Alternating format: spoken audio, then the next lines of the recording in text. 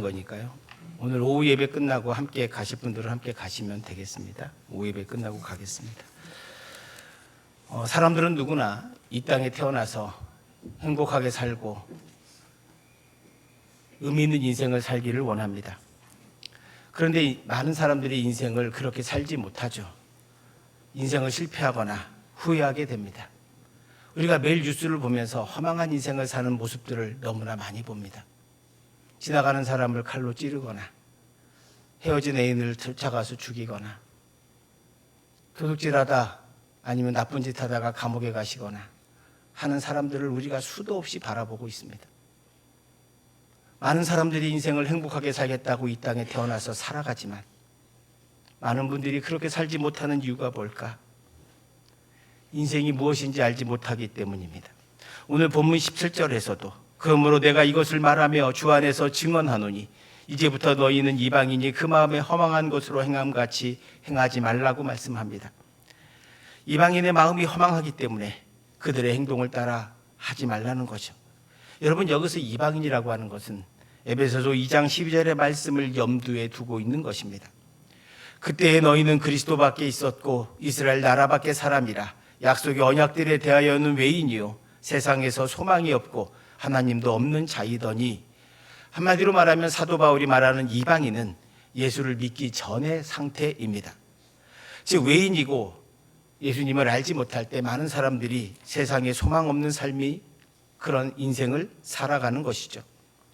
여러분, 인생이 왜 허망해집니까? 첫 번째로 하나님 나라를 소망으로 삼지 못하면 우리 인생은 허망해집니다. 오늘 18절 말씀을 한번 보시기 바랍니다. 그들의 총명이 어두워지고 그들 가운데 있는 무지함과 그들의 마음이 굳어짐으로 말미암아 하나님의 생명에서 떠나 있도다. 하나님의 생명에서 떠나 있으면 총명이 어두워지고 무지해서 자기들이 어디 갈 바도 알지 못하면서 자기들이 마치 아는 것처럼 살아가게 된다는 것이죠. 그래서 자연스럽게 죄 가운데 살아가는 인생을 삽니다.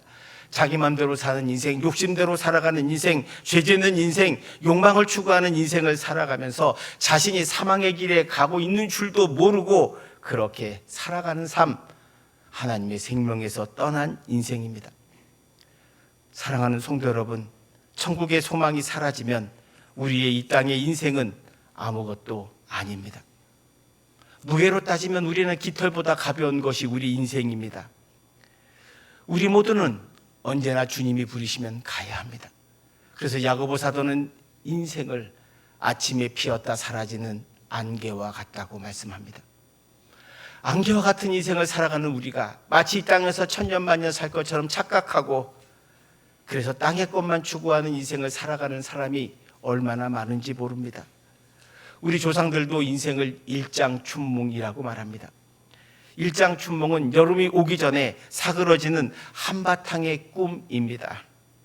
덧없이 왔다 덧없이 가는 봄한철의 아지랑이 같은 것, 그런 꿈 같은 것이 인생이라고 말합니다.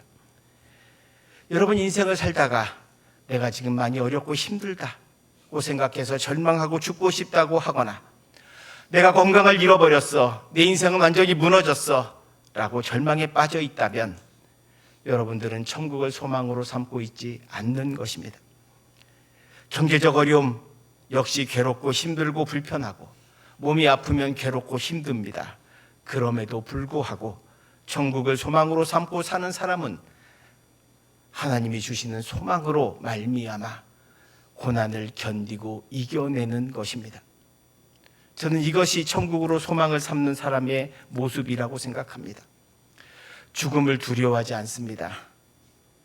여러분, 우리 일상의 삶에는 죽음이 늘 상존합니다. 삶과 죽음은 백지 한 장과 같은 차이밖에 없음을 우리는 오늘도 발견하게 됩니다.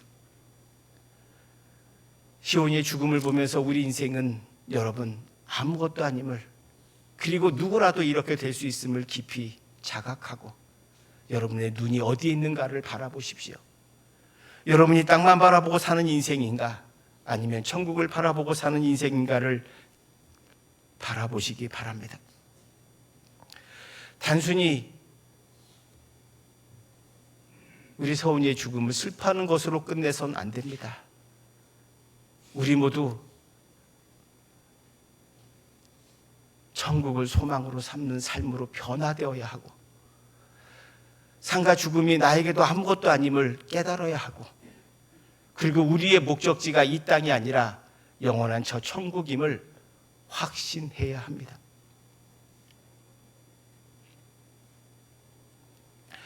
그 서운이 한 알의 밀알이 땅에 떨어져서 많은 열매를 맺는 것처럼 서운이의 죽음을 통해서 저와 여러분들이 다시 한번 내가 어디에 서 있는가, 내가 정말 하나님을 천국을 소망으로 삼고 살아가는가를 되돌아보시기를 바랍니다. 우리가 그렇게 살 수 있다면 이 땅에서의 삶이 훨씬 더 허망하지 않는 인생이 될 수 있습니다. 여러분, 우리 인생에서 목적과 의미가 없을 때 또한 우리 인생은 허망해지는 법입니다. 19절의 말씀에 보면 그들이 감각 없는 자가 되어 자신을 방탕에 방임하여 모든 더러운 것을 욕심으로 행하되, 감각 없는 자가 된다는 말은 삶의 목적이 없어서 어디로 가야 할지 모른다는 뜻입니다. 인생에는 분명히 목적이 있는데 많은 사람들이 목적을 찾지 못하고 갈 바를 알지 못하기 때문에 허탄한 소리에 풍조나 그런 것에 매여서 그 길을 따라갔다가 결국 인생을 허망한 인생으로 마감하게 됩니다. 그리고는 죽을 때 인생은 허망한 거야 라고 말합니다. 사랑하는 성도 여러분, 인생은 그렇게 허망하지 않을 수 있습니다. 어떤 분이 도박에 빠지는 과정을 이렇게 고백하더라고요. 자기가 우연히 지나가다가 기계 경마를 하나 하는 곳을 지나가다가 호기심에 들어가서 10만 원으로 넣었는데 150만 원을 땄다고 합니다. 그 순간 너무 재밌고, 이렇게 쉽게 돈을 벌 수 있구나라는 생각을 갖게 되었다고 합니다. 그런데 바로 간 것이 아니라 잊어버리고 다른 걸 하다가 경제적으로 어려움이 생기자 불현듯 그때 10만 원으로 150만 원을 땄던 그 기계 경마가 생각이 났다고 합니다. 그래서 그는 200만 원을 마련해서 갔습니다. 가서 반나절도 안 돼서 모두 잃었습니다. 그는 나오면서 다짐했다고 합니다. 내가 반드시 원금을 상환하리라. 내가 반드시 따리라. 그래서 돈을 빌려서 하기 시작한 그 기계 경마로 집이 날아가고 빚은 산더미처럼 지고 부인과 가족은 풀뿌리 흩어졌는데도 불구하고 거기서 계속 그러고 있다가 결국 나중에 자기가 깨달음이 왔답니다.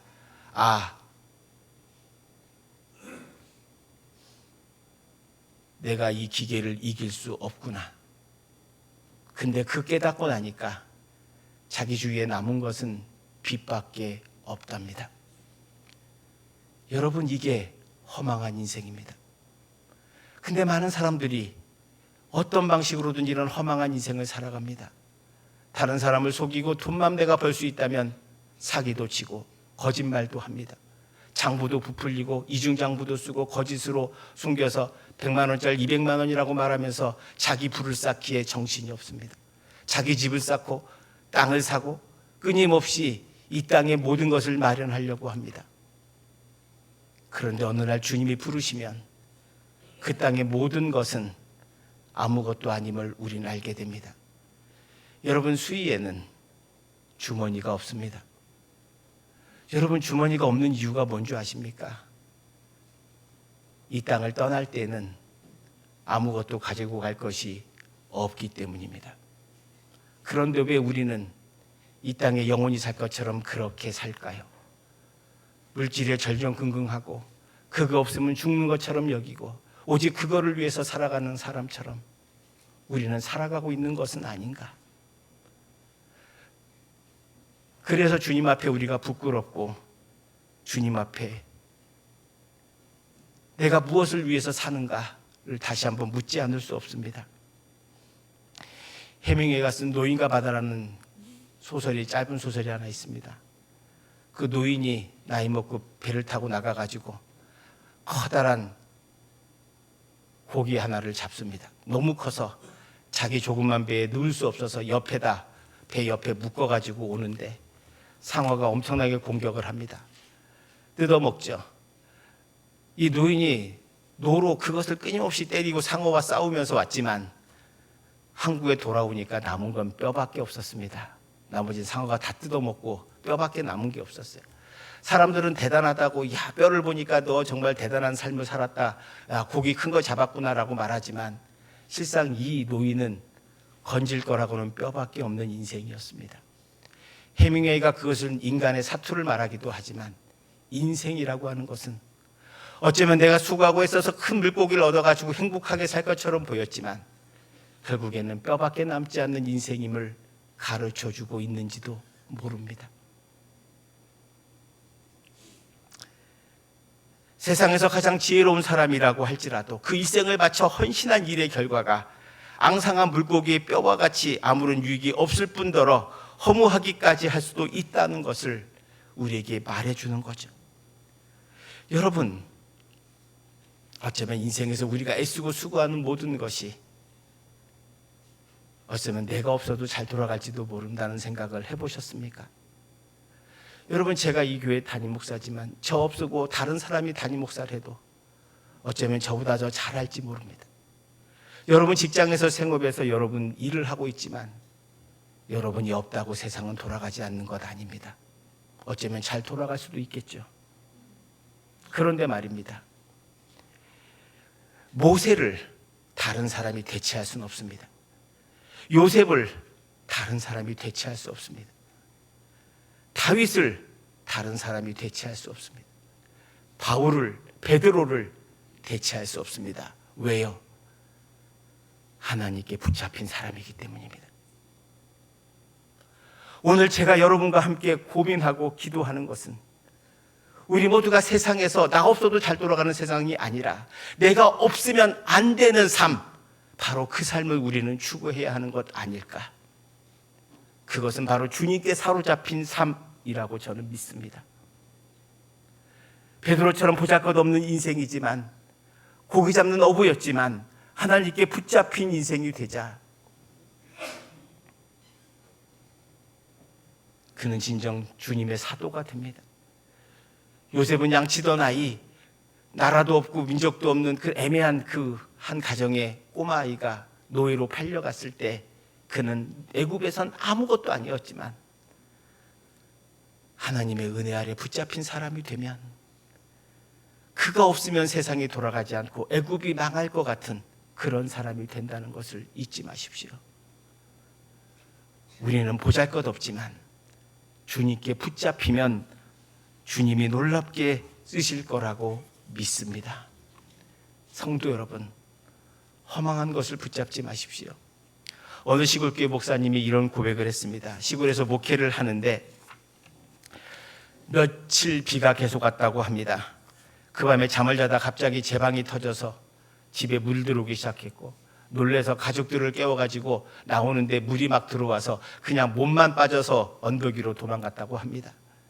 그 언덕 위에서 자기 집이 잠기는 것을 보면서 순간 이런 생각이 들었다고 합니다. 아, 죽음도 이렇게 맞이하겠구나. 어느 날 자다가 갑자기 마치 물이 불어서 홍수가 나서 무너지는 것처럼 그렇게 어느 날 갑자기 죽음이 우리에게 오겠구나. 여러분, 맞습니다. 인생의 끝은 도적같이 옵니다.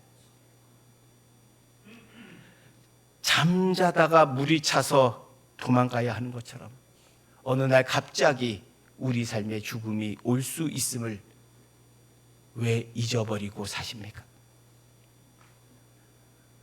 우리가 무엇 때문에 인생의 허망한 것을 추구하며 끊임없이 사시려고 하십니까? 오늘 사도 바울은 우리에게 그 벗어나는 비결, 허망한 인생을 되지 않는 비결을 이렇게 말하고 있습니다. 22절 24절에 보시면 너희는 유혹의 욕심을 따라 썩어져가는 구습을 따르는 옛사람을 벗어버리고 오직 너희의 심령이 새롭게 되어, 우리 함께 봉독합니다. 하나님을 따라 의와 진리의 거룩함으로 지으심을 받은 새 사람을 입으라. 아멘. 옛사람을 욕심에 따라 사는 삶, 땅만 보고 살아가는 삶, 자기 욕망에 충실한 삶이라면 새 사람은 주님과 함께 사는 삶입니다. 옛사람을 벗어버린 사람은 이제 쉽게 분노하고 좌절하고 상처받고 원망하고 불평하고 정죄하고 부정적인 데 사로잡혀 파괴적인 삶을 살아가지 않습니다. 이제 헛된 것을 추구하지 않고 허망한 인생을 살지 않고 진정 주님께서 원하시는 삶을 살아가게 됩니다. 세상을 가만히 보십시오. 사람들이 돈을 추구하면 돈으로 얻을 수 있는 세상이 전부인 것처럼 살아갑니다. 지식을 힘입어 살아가면 내 지식을 뽐낼 수 있는 이 세상이 전부인 것처럼 살아갑니다. 결국 그 인생은 자기 중심적인 삶을 살 수밖에 없고, 그렇게 살면 내가 무엇하러 인생을 사는지 허무에 빠지게 됩니다. 반면에 예수를 중심으로 사는 사람은 이 세상의 전부가 아님을 압니다.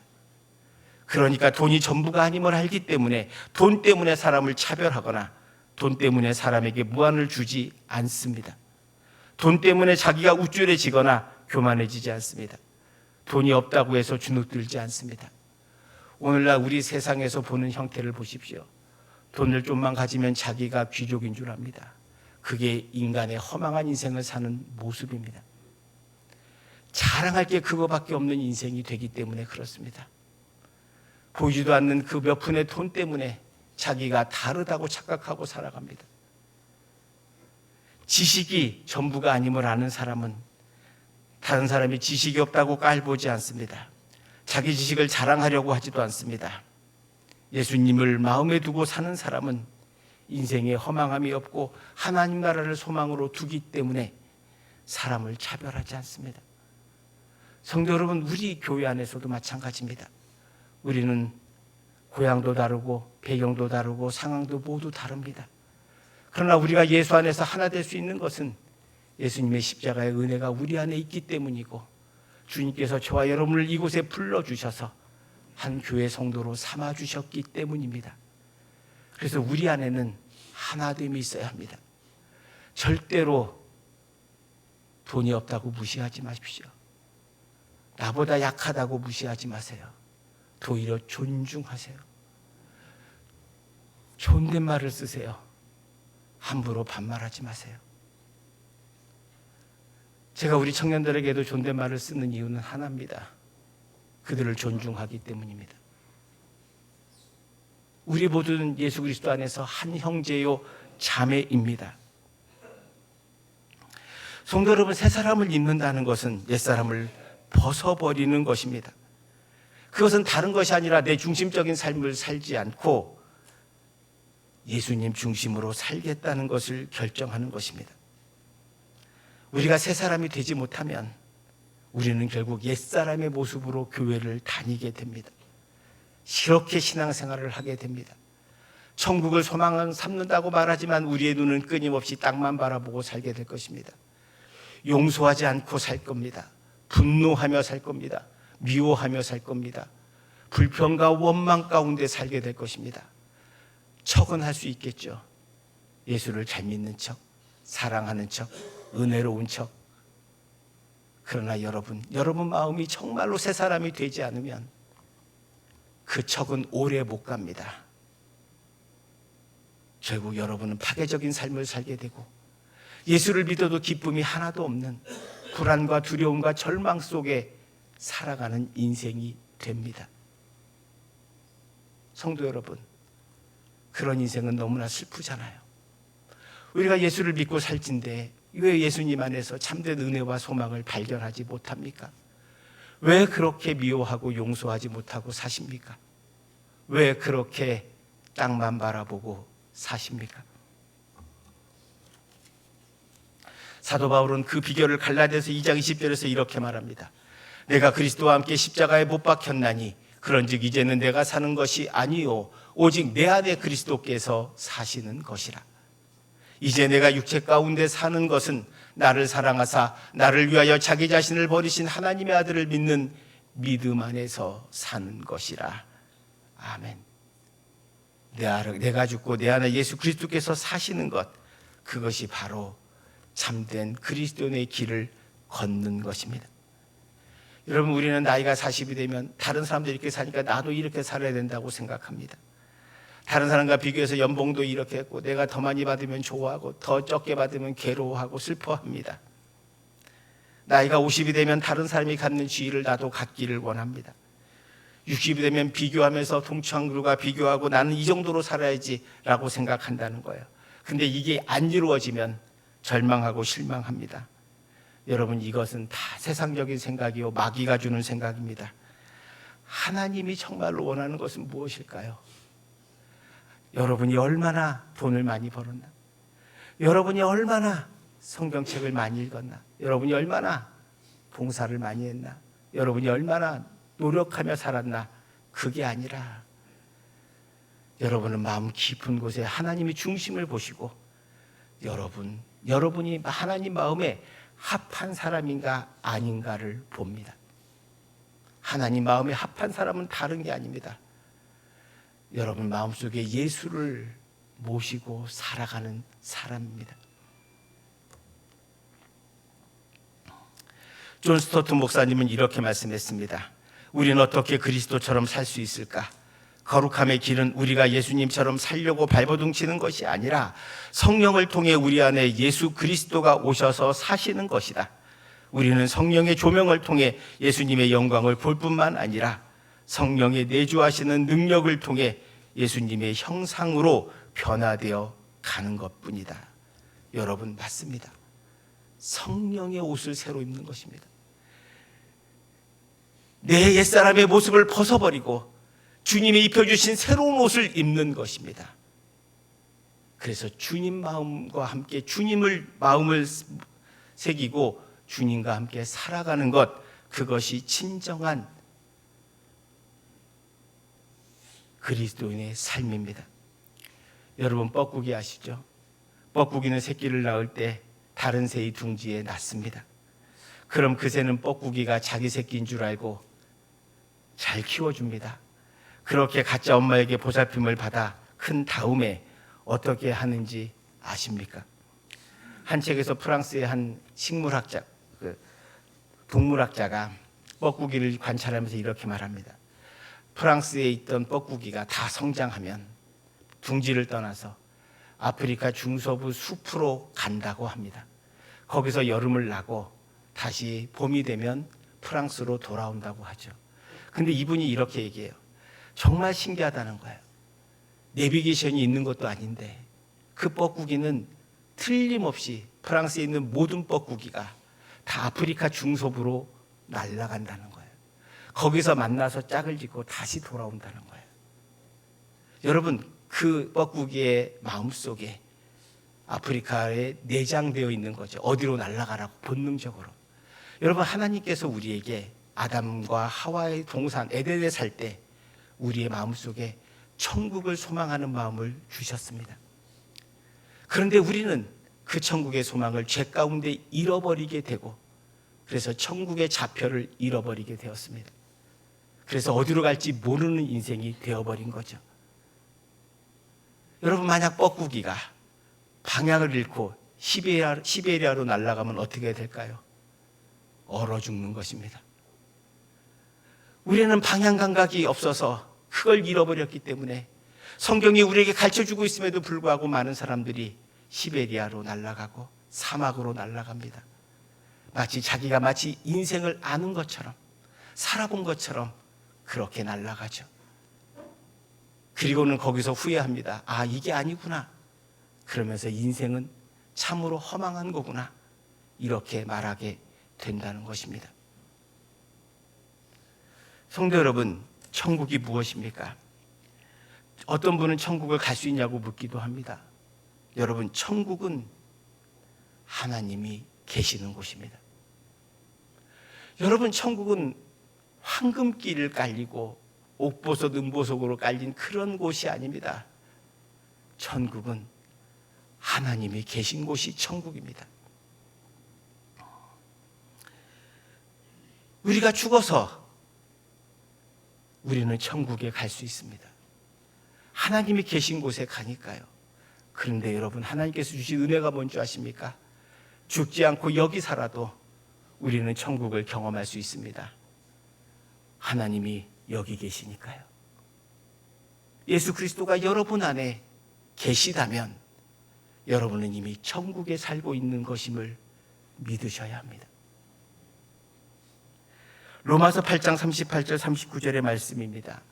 내가 확신하노니 사망이나 생명이나 천사들이나 권세자들이나 현재 일어나나 장래일이나 능력이나 높음이나 깊음이나 다른 어떤 피조물이라도 우리를 우리 주 그리스도 예수 안에 있는 하나님의 사랑에서 끊을 수 없으리라.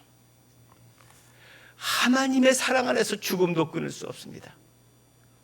그래서 저는 우리 시온이가 하나님과 함께 계심을 믿습니다. 그래서 여러분들도 여러분의 마음속에 하나님이 계시다면 여러분은 천국의 백성으로 살아가고 있는 것입니다. 여러분, 성경은 하나님이 평등하다고 말한 적이 한 번도 없습니다. 하나님은 공평하신 하나님이십니다. 저와 여러분이 태어나는 모든 모습은 다 다릅니다. 어떤 사람은 달란트를 많이 받은 것 같기도 하고, 어떤 사람은 나에겐 재능이 하나도 없는 것 같기도 하고, 어떤 사람은 부잣집에 태어나고, 어떤 사람은 가난한 집에 태어나고, 모든 사람이 다 다릅니다. 여러분, 하나님은 우리를 평등하게 태어나게 하지 않으셨습니다. 성경은 한 번도 평등을 이야기하지 않습니다. 그런데 하나님은 공평을 이야기하십니다. 공평이 뭔지 아십니까? 한 달란트 받은 자에게는 한 달란트를 요구하시고, 두 달란트 받은 자에게는 두 달란트를 요구하시고, 5달란트 받은 자에게는 5달란트를 요구한다는 거예요.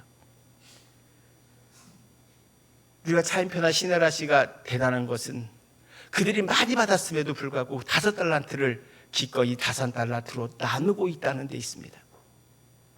저와 여러분들은 얼마를 받았는지 여러분만이 압니다. 그러나 여러분이 받은 은혜를 여러분들이 제대로 사용하기만 하면 우리가 하나님 앞에 가서 반드시 세물해야 합니다. 공평의 하나님은 계산하는 하나님이라는 뜻이에요, 여러분. 오늘날 한국교회가 상에 대해서는 이야기하지만 벌에 대해서는 이야기하지 않습니다. 천국을 이야기하고 있지만 지옥은 이야기하고 있지 않습니다. 잘못된 겁니다. 하나님은 반드시 상 주시고 그렇지 못한 사람들에겐 벌을 주신다고 말씀하셨습니다. 천국과 지옥이 존재하는 이유는 바로 그것 때문입니다. 공평하신 하나님이 조금 받은 사람이 최선을 다해서 하나님의 마음에 합한 사람이 되면 하나님은 그것을 기쁘게 받으십니다. 많이 받은 사람이 조금만 하고 내가 잘했다고 생색내면 그 사람은 하나님께 벌을 받습니다. 왜냐하면 하나님은 공평하신 하나님이시기 때문입니다. 히브리서 11장 6절에 이렇게 말씀하십니다. 하나님께 나아가는 자는 반드시 그가 계신 것과 또한 그가 자기를 찾는 자들에게 상 주시는 이심을 믿어야 하느니라. 성도 여러분, 하나님은 상과 벌이 확실하신 분입니다. 제가 서훈이가 천국 갔다는 것은 그가 세례를 받았을 뿐만 아니라 그 어린 나이에 그는 하나님의 사랑만을 받아도 부족하지 않는 아이였고, 죄를 짓기 전에 이미 하나님께서 불러주셨기 때문입니다.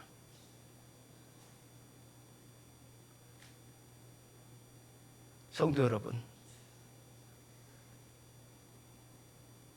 우리는 서훈이의 죽음 앞에서 같이 유족들과 아파하고 같이 울어줘야 합니다. 그러나 보다 분명하게 그 아이의 죽음이 오늘 저녁 우리 교회 여러분의 마음속에 하나의 미랄이 되기를 원합니다. 그 아이의 죽음으로 우리가 다시 한번 주님의 십자가의 은혜를 발견하고 저 천국을 소망으로 삼고 살아간다면 우리는 그를 통해서 많은 교훈을 얻고 우리 서훈이의 죽음이 헛되지 않을 거라고 저는 믿습니다. 하나님께서 왜 데려가는지 저는 답할 수 없습니다. 그러나 분명한 사실은 하나님께서 서훈이를 사랑하시고 그 유족을 사랑해 주실 것이라는 것을 믿습니다. 그리고 오늘 저와 여러분들도 마찬가지입니다. 여러분, 아무리 설교를 듣고 예배를 드려도 변하지 않는 사람이 있습니다.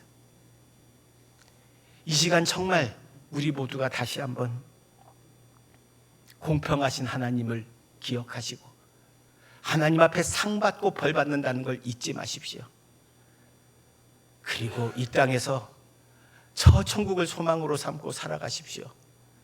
더 이상 허망한 인생을 살지 마시고 땅만 바라보는 인생이 아니라 주님이 입혀주시는 새 옷을 입고 저 천국을 소망하며 하루하루를 은혜로, 감사로, 기쁨으로 주님과 동행하며 주님께서 주신 비전과 사명을 향해 달려가는 우리 모든 부미교회 성도들 되셔서 우리 교회가, 우리 성도들이 저 천국을 더 사모하게 하여 주시고 우리 안에서 더 사랑이 깊어지게 하여 주시고 서로 협력하여 선을 이루며 아름다운 신앙생활을 하며 우리 모두 저 천국에 갈 때까지 천국을 소망하며 살아가는 하나님의 나라의 삶을 사는 그리스도인 되기를 원합니다. 기도합시다. 사랑의 하나님, 우리가 더 이상 허망한 인생을 살지 않기를 기도합니다. 옛사람의 모습으로 예수를 믿고 살면서도 옛사람의 모습을 버리지 못하여 끊임없이 세상의 욕망과 욕심에 따라 살아가는 삶을 더 이상 살지 않게 하여 주시옵시고 이제 성령이 주시는 새 옷을 갈아입고 새 사람이 되어 저 천국을 소망하며 살아가는 참된 그리스도인 되게 하여 주시옵소서. 아버지 하나님, 우리 서원이 영혼을 받아주시고 하나님과 함께 천국에 있게 하여 주심을 믿습니다. 그러나 사랑하는 딸을 잃어버리고 고통과 슬픔 가운데 있는 아빠와 엄마를 주님께서 위로해 주시고 안아 주시옵소서. 그 유족을, 슬픔을 우리도 함께 나누게 하여 주시옵시고 함께 잘 극복하여 저 영원한 천국을 향해 달려가는 우리 모두가 되게 하여 주시옵소서. 감사드리며 예수님 이름으로 기도합니다. 아멘.